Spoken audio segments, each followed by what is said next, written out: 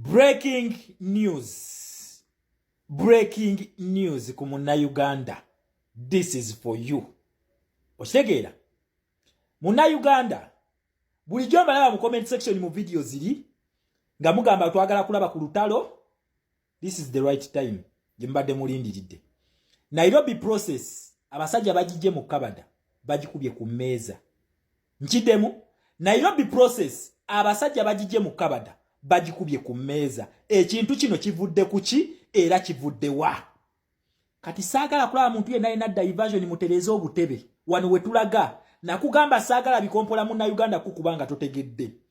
Wobanga oli mu kyalo vaayo ng'osiibudde ng'obagambye okomawo wano tugenda kubeera mu New Uganda.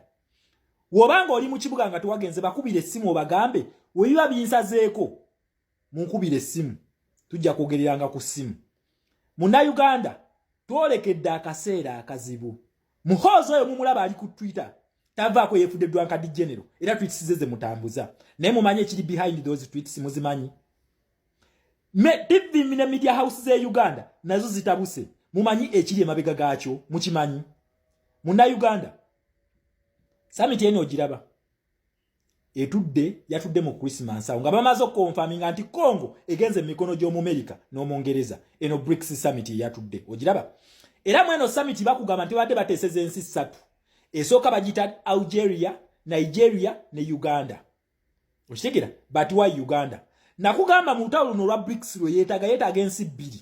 Ensi esooka bagita Congo of which bagiruzinze yagenze mikono gy'amu America. Eyokubiri bagita Uganda. Mu Uganda awo conditions teziba favoringa bakyayina ekintu kye bayita numbers olwo lutalo luganye. Museveni talina numbers kuyambako BRICS. Okitegera wabula mu summit eno etudde kiki bakoze bakozeseza kibuli ekibuli kye bakozeseza era bivudde mweno summit eyatudde bibino wano obiraba ekintu kino zenga kibagamba okuva gye twatandikira ne kugamba tino olutalo lugenda tuwa freedom oba okutuleka nga tuli oppressed oba nga tuli mu komera olutalo luno le bayita de-dollarization olwa BRICS katwenze twogereko era nabagamba ebintu ebiri e Congo byonna bisibira mu Uganda na Rwanda. Bana abasajja olumaze okukakasa nti batutteko Congo bagitutte. Summit eno wetudde bakugamba batudde ku lwansi 3 naye nga in actual sense bakulimba. Babadde batudde ku lwansi esigadde weemu option gye basigaza gye bayita Uganda. Era ebivudde mu gundi mu summit eyo bye bino. Ng'ennaku z'omwezi lumu omwezi gwa January omwaka gwa 2025 Uganda egenda kufuuka partner state ya BRICS. Full partner state wa BRICS. Eri yali invitation gye basooka gye ne bagambako ogwasooka. Summit etudde ne bakikonfirming nti Uganda ng'ennaku z'omwezi lumu January mugenda kufuuka ba full partner state ba BRICS. Kitegeeza ki? Lutalo ku dola.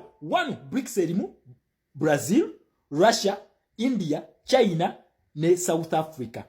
Bungereza terimu. B does not stand for Bungereza. No.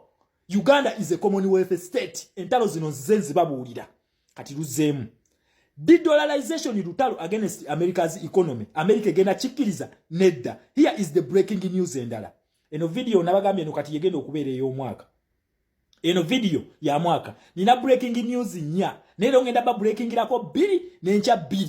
Mutegeera akabike tuolekedde mu mwaka gwa 2025. So, wobeera ocelebrating ngo mbomazeko guno omwaka. Saba nnyo Katonda omwaka ogujja ogumaleko ng'oli mulamu. Kubanga bano abadingidi bana batagala nsi yaffe Museveni ne kigavumenti kye bamaze tuteekako ekizikiza. Naye gundi media ze waabwe ziri mu bikwe kate zibibalaga babaletedde diversion. Ate nange mbadde mu diversion. Kati betubiveeko ebyo that is not a big deal. Eno ye big deal. Wabula summit ene badde egenda mu maaso nga bateesa. Abasajja kye bakoze bakubidde Tshisekedi essimu ne bamusindikira ennyonyi okuva mu Congo direct to USA. Tshisekedi bamugambye asisinkane Uhuru Kenyatta owa Nairobi process. Okitegeera wakati nga summit ene egenda mu maaso bavuddemu ne conclusion ne bagamba kati Uganda tugiteekeyo na kibuli ebere patana wa BRICS. Anthony Blinken asisinkanye Tshisekedi ow'eggwanga lya Congo. Okitegeera naye mujjukire emabega kaawo Joe Biden yakamala okusinkana yakamala okusinkana Tshisekedi mu ggwanga lya Angola era be bateesa ku kintu kye bayita Rwanda process of which they wangalayo na wiki ne bagisazaamu ne bagamba katika tukube M23 kugitamu muntu okitegeera Tshisekedi tanakomawo lero lukomawo agenda kusinkana Uhuru Kenyatta kikyaleeta Nairobi process tekyali kuteesa kulala teri Nairobi process era nga Tshisekedi akyali mu ggwanga lya America eyisiza order negamba nti Rwanda ejja amagye gayo gonna mu ggwanga lya Congo kubanga njagala mujjukire Kagame yatwalayo amagye ng'agamba nti amagye gano gagenda kulwanyisa akabinja k'abayeekera aka FDLR akagala mbuno okujjako government ya Congo eya Rwanda eya Kagame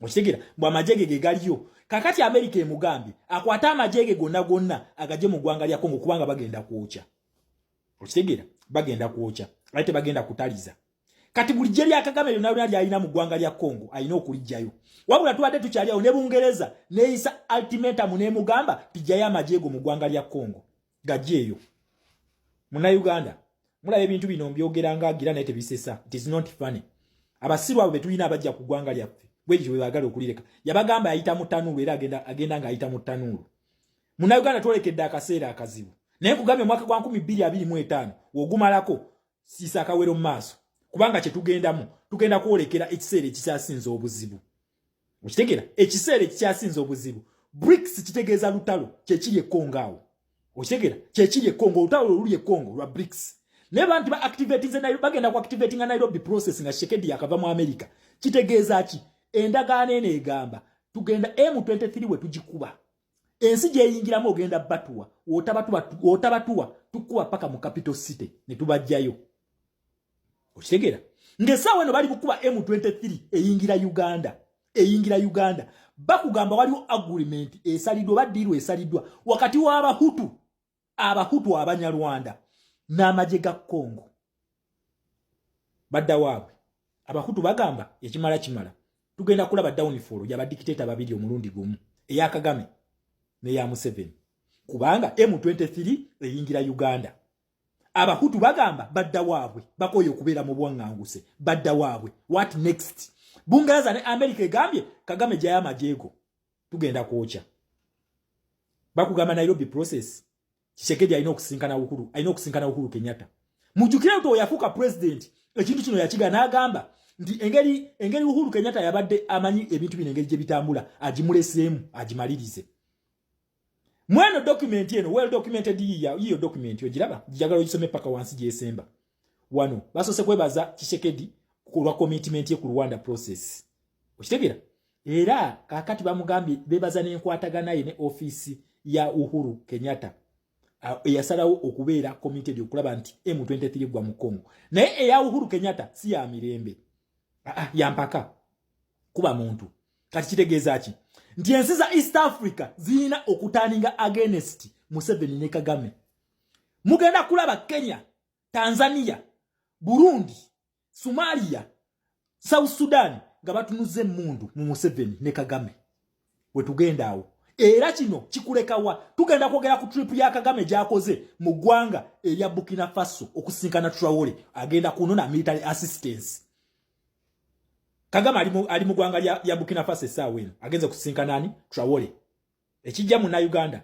si kyangu ngenda kuzomwezi lumu January omwaka gwa 2025 mugenda kufuka ba full partner ba BRICS naye mbagambye temunava mu Commonwealth Charter temunnagivamu temunava mu American Foreign Policy temunnagivamu abasajja bano bamaze emyaka 4 nga babafandinga kakati kusaawe eno mwagala balaga timwe mufuuse bakyewaggula ani Museveni nakugambye fe bana Uganda katudde mu colonialism netogenda kututeeka mu mikono gya Russia na China eyo diru gyobala nfu okitegeera eyo diru gyobala nfu togenda kututeeka mu mikono gya Russia na China ekyo tebakikulimba muna Uganda this is the time we raise up against BRICS nchidamu muna Uganda it is the time we raise up against BRICS kwamba gambye ngalumu bagenda bafula bapatana ba BRICS kitegeeza communism eyingide mu Uganda democracy temudda mugirowoozaako Russia tekiririza mu democracy Kyovulaba gwali weguti ngenda kuzomwezi 2 tulindira Joe Biden agobe Museveni mwagowa olokulinyirira eddembe ly'obuntu. Wabula ate omwaka gwe gumu nga lumu Uganda erindirira kufuuka member wa BRICS. Mbulwasha yote faegena muwa funding olw'okutta abantu era bamufudde member wa BRICS. Awe tulaga so tusinkane ncha.